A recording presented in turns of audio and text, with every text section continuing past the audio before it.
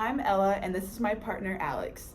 And today we're going to be doing a STEM activity based on statistical analysis using M&Ms, the candy. The appropriate grade levels for this activity are 6th through 8th grade, as this is when statistics and probability enter the curriculum in the state of Louisiana.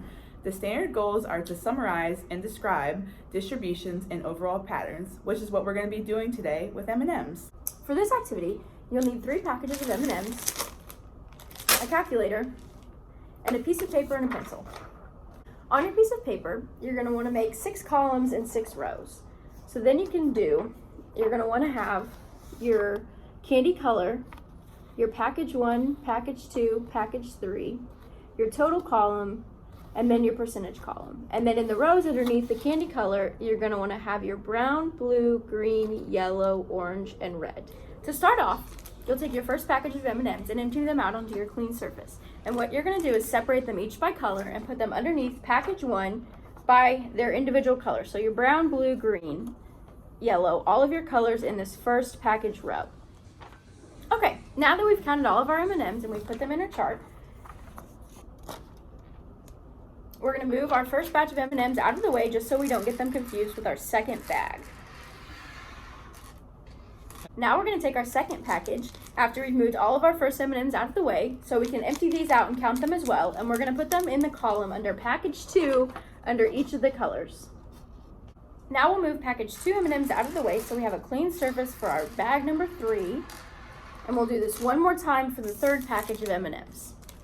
So now that we've counted our third package of M&Ms and we put them in our package 3 column with all of the colors, we're going to take our total column and add up all of the colors we've had from each package for all the browns, all the blues, all the greens, yellows, oranges, and reds. So then we have all 3 packages of colors in the total column. So now that we have the total column filled out per color, we're going to add all of our total column together so we know how many M&Ms there were between all 3 packages regardless of color. Now let's calculate the average percentage of each color. So what we're going to do is take our total number for each color and divide it by the number of the total M&Ms. So, for example, our group had 23 brown M&Ms, and there were 169 total M&Ms from all 3 packages. So if you were to divide that, you would get 0.136 or 13.6%. Once you have all of your percentages, you can look through your data and ask yourself some questions. So, which is the most common? For ours, it was orange at 31.3%. Which is the least common? Ours would be green at 4.1%. And you can ask yourself if there's any that have the same frequency. Our closest were brown and red at 13.6% and 14.7%. If you wanted to add extra questions or steps to this activity, you could always complete the activity with more bags of M&Ms to make your statistical analysis a little more accurate because you'd have a better representation. Or you could do this activity with different kinds of foods like Skittles, jelly beans, or Fruit Loops. In statistics, how often an event happens is called frequency. In this activity, the events investigated were different M&M colors, and their frequency was measured by counting their numbers within the package. There was some variation from package to package, so your common or least common colors may be different than ours. To make sense of this activity, it helps to understand the importance of statistical analysis and prediction. It's the collection, analysis, and understanding of data.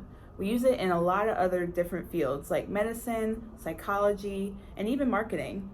In this case, probability allows us to predict in better ways than just by guessing at random. Some different careers that relate to this activity include a math teacher, where you would deliver lessons to students and help teach them mathematical skills. Another career could be an accountant, where you would collect and analyze data to help businesses make financial decisions for their future. Or even a data analyst, who collects and stores data on sales numbers, market research, and even logistics. Some other ways you could practice this activity at home would be many free online math games that include probability and making statistical analysis, or you could even go for a walk in nature and count the number of birds and squirrels and dogs to make predictions for it in the future. We hope this activity provided a fun way to think about statistical analysis and probability. Thank you. And now your M&Ms double as a snack.